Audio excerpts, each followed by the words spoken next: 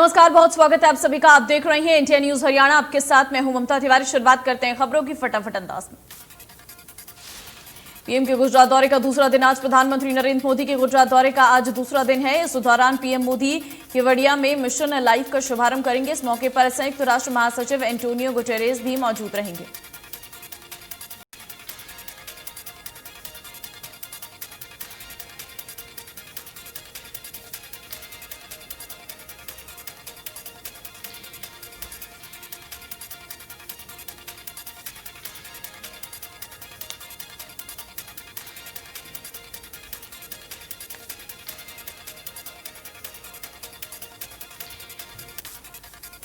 गुजरात में बुधवार को पीएम मोदी ने डिफेंस एक्सपो का उद्घाटन किया। साथ ही कई परियोजनाओं को हरी झंडी दिखाई। स्कूल ऑफ एक्सीलेंस का भी शुभारंभ किया।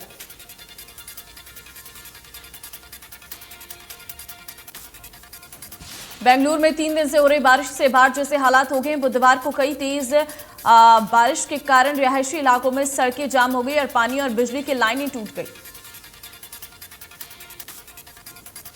बेंगलुरु में बारिश के चलते कई सड़कें भी टूट गई हैं। सबसे प्रभावित इलाकों में बेलंदूर का आईटी क्षेत्र, व्हाइटफील्ड आउटर रिंग रोड और बीईएमएल लेआउट शामिल है।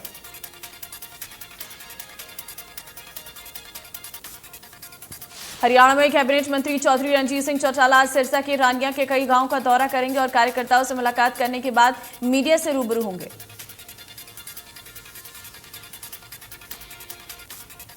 सीएम ने ट्वीट कर बताया कि मुख्यमंत्री आवास पर युवाओं से सीएम ने टॉक विद यूथ कार्यक्रम में संवाद किया। इस दौरान उन्होंने कई सवाल पूछे। मुझे उनके सवालों में भविष्य के अहम मुद्दों की झलक देखने को मिली।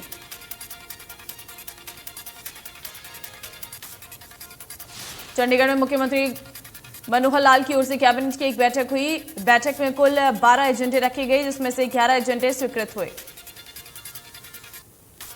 बैठक के बाद मुख्यमंत्री ने बताया कि रेंजागला चौक गुरुग्राम से द्वारका के बीच बेहतर संपर्क प्रदान करने के लिए द्वारका मेट्रो रेल कनेक्टिविटी परियोजना की अंतिम विस्तृत परियोजना रिपोर्ट को मंजूरी दी गई है। इसके अलावा सीएम ने बताया कि 41 सदस्यों की एचएसजीपीसी की एड हॉक कमेटी बनाने को स्वीकृति मिली है। ये कमेटी ऑडियंस के माध्यम से बनेगी। साथ ही फरीदाबाद के लिए जीएमडीए की तर्ज पर एफएमडीए को मंजूरी मिली है। वहीं जेलों में सुधार के लिए 32 प्रस्तावों को मंजूरी मिली है। कैदियों की डाइट के साथ साथ कैदियों से मिलने, खेल, योगा जैसी चीजों को जोड़ने के अलावा पेशी के लिए भी वीडियो कॉन्फ्रेंस में सुधार होगा। पद्मा योजना के मसौदे को मंजूरी प्रदान की गई है। पूरे राज्य में 1 ब्लॉक 1 प्रोजेक्ट के तर्ज पर 143 ब्लॉक में लघु उद्योग स्थापित होंगे।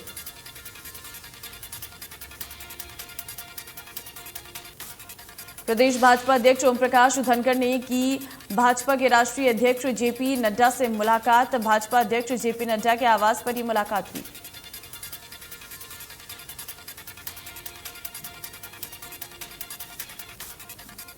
करनाल पहुंचे पूर्व सीएम भूपेंद्र सिंह हुड्डा ने कांग्रेस अध्यक्ष पद को लेकर हुए चुनाव पर अपनी प्रतिक्रिया देते हुए कहा कि वह पार्टी का इंटरनल चुनाव था। ये एक फ्रेंडली आदमपुर चुनाव को लेकर हुड्डा ने कहा कि आदमपुर के लोगों को कांग्रेस के प्रति बहुत ही अच्छा रुझान है और ये दर्शाता है कि मौजूदा सरकार से वहां के लोग दुखी हैं और लोग कांग्रेस को देख रहे हैं। हुड्डा ने कहा कि कांग्रेस के उम्मीदवार को पूरा समर्थन मिल रहा है और कांग्रेस वहां से जीत रही है। आम आदमी पार्टी द्वारा उपचुनाव में जीत के दावे पर हुड्डा ने कहा कि आदमपुर में मुकाबला केवल कांग्रेस और बीजेपी में है।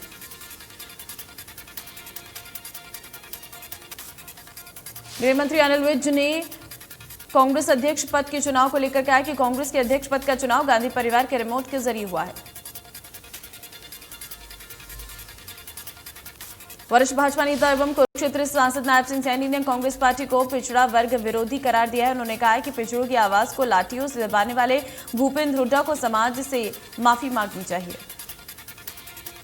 उन्होंने कहा कि आदमपुर उपचुनाव में भाजपा जजपा प्रत्याशी भव्य बिश्नोई के पक्ष में एक तरफा लहर चल रही है। भाजपा संगठन द्वारा भव्य को 1 लाख वोट पार करवाने के संकल्प के साथ मैदान में उतरी है। इंडिया न्यूज हरियाणा की खबर का एक बार फिर से बड़ा असर देखने को मिला है, जहां भारतीय पहलवानों के स्पेन दौरे के लिए वीजा नहीं मिलने की खबर दिखाए जाने के बाद मुख्यमंत्री ने स्पेन दौरे के विवाद पर कहा है कि वो विदेश मंत्रालय के साथ मिलकर ये मुद्दा उठाएंगे। मुख्यमंत्री ने साफ तौर पर कहा है कि सरकार हर कदम पर खिलाड़ियों के साथ खड़ी है। वहीं हरियाणा के खेल मंत्री संदीप सिंह ने कहा है कि इस तरह के विवाद होना बेहद शर्मनाक है। हरियाणा के खेल मंत्री संदीप सिंह ने कहा है कि वो केंद्रीय खेल मंत्री अनुराग ठाकुर से इस मुद्दे को लेकर बातचीत करेंगे। पूर्व केंद्रीय मंत्री विनोद शर्मा की नीतियों से प्रभावित होकर भारी संख्या में लोगों ने हरियाणा जन चेतना पार्टी ज्वाइन की है। इस मौके पर अंबाला की मेयर शक्ति रानी शर्मा ने सभी का स्वागत करते हुए उनको पार्टी में पटका पहनाकर विधिवत रूप से शुभारंभ किया। पार्टी में शामिल होने वाले लोगों में पूर्व सरपंच और इनेलो से जिला परिषद का चुनाव लड़ चुके नेता भी शामिल हैं। उन्होंने कहा कि वे पूर्व केंद्रीय मंत्री विनोद शर्मा द्वारा किए गए कामों से प्रभावित हैं, इसलिए पार्टी में शामिल हुए हैं।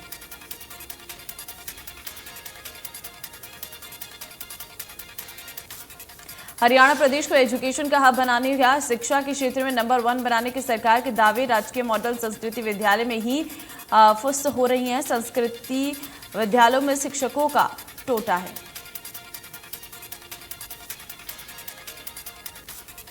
इंसो की बैठक में छात्रों ने जमकर बवाल काटा है, जिस कारण इंसो नेता और जजपा महासचिव को बैठक के बीच में ही छोड़कर निकलना पड़ा। बैठक पानीपत के आर्य कॉलेज के सभागार में आयोजित की गई। हालांकि बैठक लंबी चलनी थी, लेकिन दिग्विजय बैठक में महज 10 से 15 मिनट ही रुक पाए। बार बार मंच से आग्रह करने के बावजूद छात्र शांत नहीं हुए और हंगामा करते रहे। दिग्विजय और अन्य नेताओं ने कई बार मंच से शांत रहने का आग्रह किया, लेकिन छात्र हैं कि मानने को तैयार नहीं थे। इसी कारण दिग्विजय को अपना संबोधन भी बहुत ही संक्षिप्त रखकर चले गए।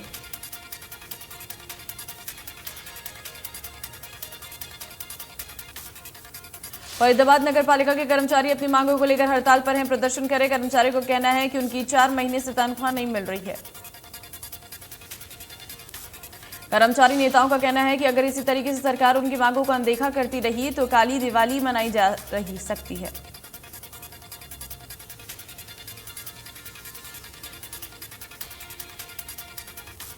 भिवानी में नगर परिषद के सफाई कर्मचारी 15 सूत्रीय मांगों के चलते 2 दिवसीय हड़ताल पर हैं। अगर मांगें पूरी नहीं हुई तो काली दिवाली मनाई जाएगी।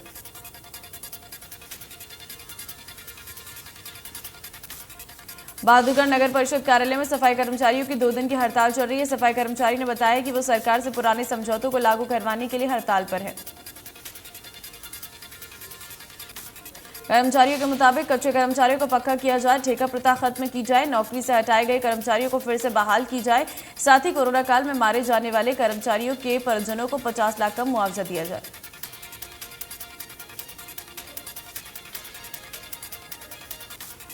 फतेहाबाद में नगरपालिका कर्मचारी संघ ने अपनी मांगों को लेकर 2 दिवसीय हड़ताल शुरू की है। नगरपालिका से जुड़े अग्निशमन विभाग और सफाई कर्मचारियों ने 19 से 20 अक्टूबर तक हड़ताल का ऐलान किया है।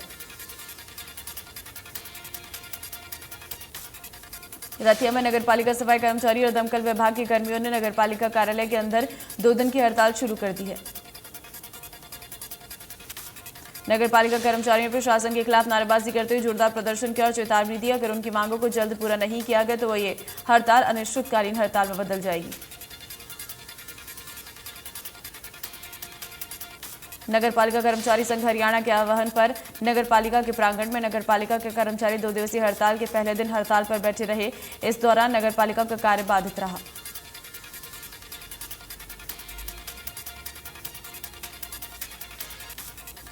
प्रदेश भर के सफाई कर्मचारियों में एक बार फिर से सरकार के खिलाफ मोर्चा खोल दिया है। प्रदेश के 90 नगर निकायों में काम करने वाले हजारों कर्मचारियों ने 2 दिवसीय हड़ताल शुरू कर दी है।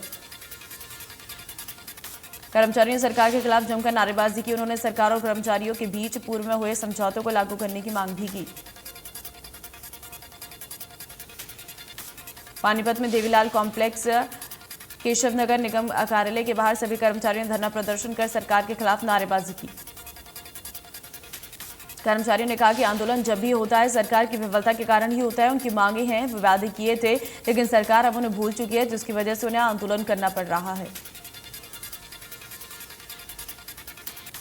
करनाल की अनाज मंडियों में बड़े स्तर पर पीआर धान की ट्रेडिंग शुरू हो गई है। करनाल अनाज मंडी में एसडीएस ने पंजाब से लाई गई धान का ट्रक पकड़ा है। घरौंडा अनाज मंडी में मार्केट कमेटी सचिव ने पीआर जीरी लेकर आई कई कैंटर और ट्रॉले वापस भेजे हैं। बाहरी प्रदेशों से बड़ी मात्रा में पीआर धान करनाल, घरौंडा, तरावड़ी और निसिंग अनाज मंडी में पहुंच रहा है। पलवल जिले के किसानों ने ड्रैगन फ्रूट की खेती करना शुरू कर दिया है। जिला बागवानी अधिकारी ने बताया कि बागवानी विभाग द्वारा पलवल जिले में ड्रैगन फ्रूट की खेती करने के लिए 4 एकड़ का लक्ष्य रखा गया है। विभाग द्वारा किसानों को प्रति एकड़ 1,20,000 रुपए की सब्सिडी प्रदान की गई है। उन्होंने किसानों से अपील करते हुए कहा कि ड्रैगन फ्रूट की खेती करें और अपनी आय को दोगुना कर सरकार के सपने को साकार करें। चौर के दादरी शहर में 510 साल पुराने श्यामशर तालाब को सरकार द्वारा 6 करोड़ 53 लाख रुपए की लागत से पर्यटन स्थल के रूप में विकसित किया जाएगा, जो 8 महीने में बनकर तैयार हो जाएगा।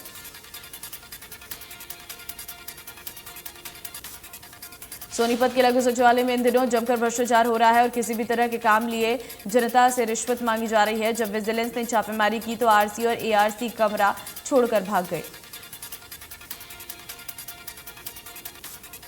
रोहतक रेंज की एडीजीपी ममता सिंह ने पुलिस जनसंपर्क और साइबर सुरक्षा जागरूकता माह के तहत झज्जर के गांव दूबलधन और मातन हिल पहुंची, जहां पुलिस और पब्लिक के आपसी तालमेल और सहयोग को बढ़ाने के उद्देश्य से जनसंपर्क सम्मेलन का आयोजन किया गया था। करनाल में वायु प्रदूषण से पूरे जिले की आबोहवा जहरीली हो गई है। हवा और धुएं के चलते वातावरण में स्मॉग बनने लगा है, जिसकी सबसे बड़ी वजह है फसलों के अवशेष जलाना। करनाल जिले में अब तक पराली जलाने के 50 से अधिक मामले सामने आ चुके हैं। पराली जलाने वालों पर जिला प्रशासन शिकंजा भी कस रहा है। अब तक पराली जलाने को लेकर 65,000 रुपए से ज्यादा के चालान भी हुए हैं। पुलिस के द्वारा लूटपाट की धारा हटाने से गुस्साए लोगों ने सोहना अलवर मार्ग को पूरी तरह से जाम कर दिया। पुलिस की इस कार्रवाई से नाखुश लोग अंबेडकर चौक पर आकर बैठ गए और वो रोड जाम कर दिया।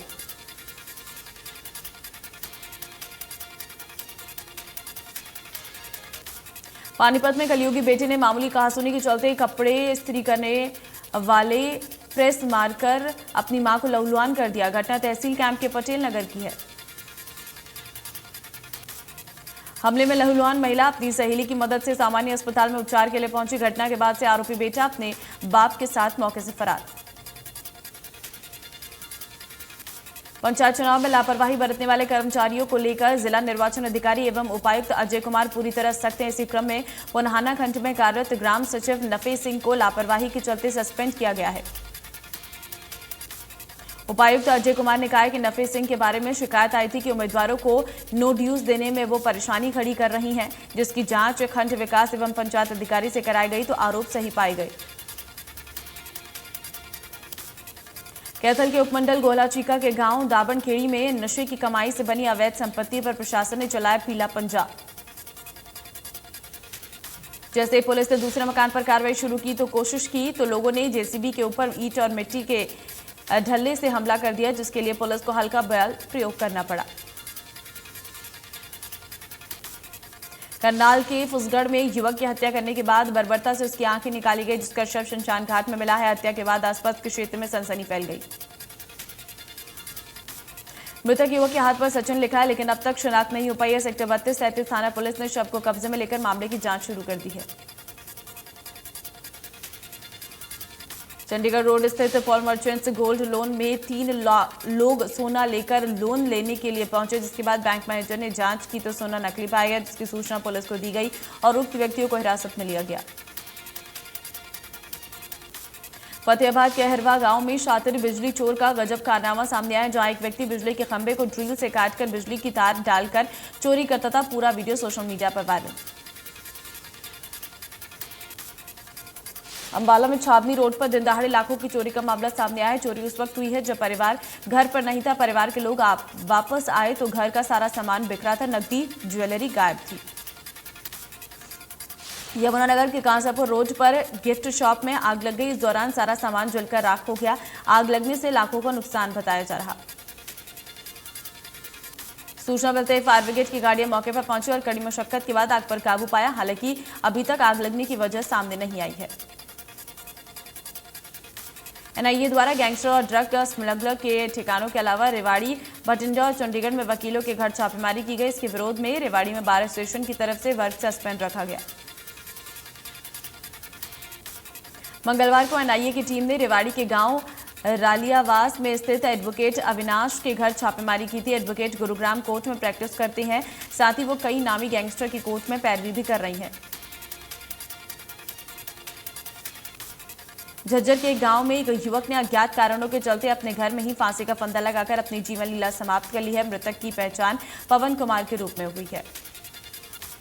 सूचना के बाद पुलिस मौके पर पहुंची और मामले की जांच करने उपरांत मृतक के शव को पोस्टमार्टम के लिए अस्पताल भिजवाया। पुलिस का कहना है कि इस मामले में मृतक के परिजनों के बयान भी दर्ज किए गए हैं। गुरुग्राम पुलिस ने सुलझाई सूटकेस वाली लाश की गुत्थी। पति ने पत्नी की हत्या कर फेंका था शव, गला दबाकर उतारा था मौत के घाट। फरीदाबाद में सीएम फ्लाइंग और पुलिस की टीम ने संयुक्त कार्रवाई करते हुए नहर पार भारत कॉलोनी में पटाखों के गोदाम पर छापा मारा। टीम को शिकायत मिली थी कि ग्रीन पटाखों के नाम पर प्रतिबंधित पटाखे बेचे जा रहे हैं। जांच अभी जारी है। यमुनानगर के गांव बालछप्पर में प्रत्याशी के घर 7 राउंड फायरिंग करके दहशत फैलाने की कोशिश के बाद यमुनानगर जिला प्रशासन हरकत में आया और कुछ संदिग्ध लोगों को हिरासत में भी लिया गया। वहीं चुनाव लड़ने से इनकार करने वाली महिला अनुराधा ने पुलिस सुरक्षा में अपना नामांकन दाखिल किया। इस गांव के 3 लोगों ने सरपंच पद के लिए अपना नामांकन पत्र दाखिल किया है। कांग्रेस के वरिष्ठ नेता मल्लिकार्जुन खड़गे कांग्रेस के नए अध्यक्ष हैं। खड़गे ने कांग्रेस अध्यक्ष पद का चुनाव जीता है। खड़गे ने बड़े अंतर से जीत हासिल की है। अध्यक्ष पद के लिए चुनावी मैदान में खड़गे के सामने कांग्रेस के लोकसभा सांसद शशि थरूर थे। मल्लिकार्जुन खड़गे को 7,897 वोट मिले हैं, जबकि उनके खिलाफ चुनाव लड़ रहे शशि थरूर को 1,072 वोट मिले। इस चुनाव में जीत के साथ ही खड़गे कांग्रेस अध्यक्ष बनने वाले 65वें नेता बन गई हैं। कांग्रेस अध्यक्ष पद के लिए 17 अक्टूबर को वोटिंग में कुल 9,385 डेलीगेट्स ने वोट डाले थे। कांग्रेस को 24 साल बाद गांधी परिवार से बाहर का अध्यक्ष मिला है। इससे पहले सीताराम केसरी गैर गांधी अध्यक्ष रहे थे। उसके बाद कांग्रेस की कमान सोनिया गांधी के हाथ में ही रही। कांग्रेस मुख्यालय के बाहर खड़गे की जीत का जश्न मनाया गया। खड़गे के समर्थक ढोल नगाड़ों के साथ उनकी जीत को सेलिब्रेट किया।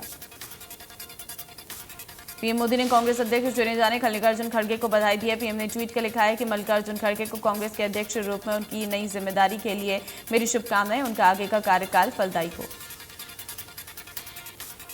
खड़गे की जीत का औपचारिक ऐलान होने से पहले ही थरूर ने अपनी हार स्वीकार कर ली है। जीत की बधाई दी है। शशि थरूर ने खड़गे को बधाई देते हुए कहा, कांग्रेस का अध्यक्ष बनना एक बहुत बड़ा सम्मान और एक बड़ी जिम्मेदारी है।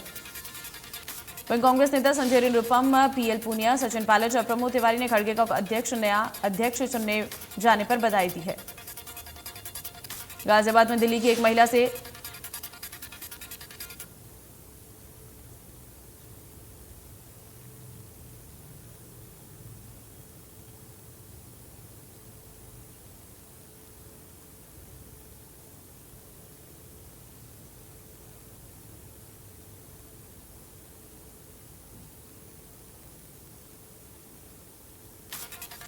दिल्ली में दिवाली पर वायु प्रदूषण से निपटने की योजना तैयार करने के लिए पर्यावरण मंत्री गोपाल राय ने एक उच्च स्तरीय बैठक की। इस बैठक में दिवाली पर होने वाले वायु प्रदूषण से निपटने के लिए रणनीति तैयार की गई। इस दौरान पर्यावरण मंत्री गोपाल राय ने कहा कि राजधानी में पटाखे फोड़ने और खरीदने पर 200 रुपए का जुर्माना लगेगा। इसके साथ 6 महीने की जेल भी होगी।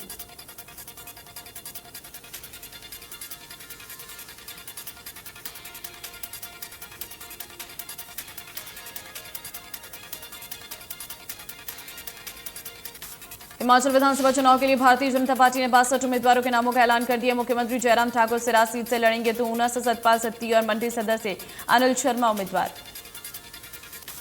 दिल्ली में राष्ट्रीय अध्यक्ष जगत प्रकाश नड्डा की अध्यक्षता में भाजपा संसदीय बोर्ड की मैराथन बैठक के बाद भाजपा ने 62 उम्मीदवारों की लिस्ट जारी की है। चीनी आतंकवादी संगठन लश्कर-ए-तैयबा के प्रमुख हाफिज सईद के बेटे हाफिज तलहा सईद को ब्लैकलिस्ट करने में भारत और अमेरिका के प्रस्ताव पर रोक लगा दी है। हाफिज तलहा सईद आतंकवादी समूह लश्कर का एक अहम नेता और 26/11 के मुंबई आतंकवादी हमले के मास्टरमाइंड हाफिज सईद का बेटा है। इंडोनेशिया ने बुधवार को देश में सभी सिरप और लिक्विड दवाओं की बिक्री पर बैन लगा दिया है। सरकार ने यह फैसला 99 बच्चों की मौत के बाद लिया। अब सरकार की एक्सपर्ट टीम जांच करेगी।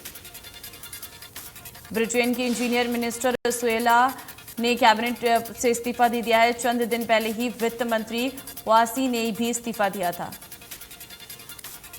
दिल्ली में डेंगू ने दस्तक दे दिया है, जिसके चलते डेंगू के आंकड़ों में पहले ही तुलना में भारी वृद्धि देखने को मिल रही है। राजधानी में 12 अक्टूबर तक अब तक कुल मामले 635 आ चुके हैं। इन आंकड़ों के आने के बाद से डेंगू के आंकड़ों की संख्या 1572 तक पहुंच गई है। इस बात की जानकारी दिल्ली नगर निगम यानी कि एमसीडी ने सोमवार को साझा की। TV actress Vaishali Thakkar suicide मामले में आरोपी राहुल नवलानी को गिरफ्तार कर लिया गया है। इंदौर से राहुल की गिरफ्तारी हुई है। पुलिस कमिश्नर हरि नारायण चारी मिश्रा ने इस बात को कंफर्म किया है। वैशाली ठक्कर ने इंदौर के अपने घर में फांसी का फंदा लगाकर सुसाइड कर लिया था। सुसाइड नोट में राहुल नवलानी और उसकी पत्नी पर उन्हें प्रताड़ित करने और हैरेसमेंट करने की बात लिखी थी। दोनों ही फरार थे। फिल्म डॉक्टर जी की कमाई में लगातार बढ़त देखी जा रही है। फिल्म ने अपनी ओपनिंग डे में करीब 18.17 करोड़ का कलेक्शन कर लिया है। फिल्म राम सेतु की टीम जोर शोरों से फिल्म के प्रमोशन में जुटी है। फिल्म राम सेतु 25 अक्टूबर को सिनेमाघरों में रिलीज होगी। विक्की कौशल ने अपकमिंग फिल्म सैम बहादुर के पहले शेड्यूल की शूटिंग पूरी कर ली है। 2 महीने की लगातार शूटिंग के बाद उन्होंने शेड्यूल रैप का ऐलान किया है।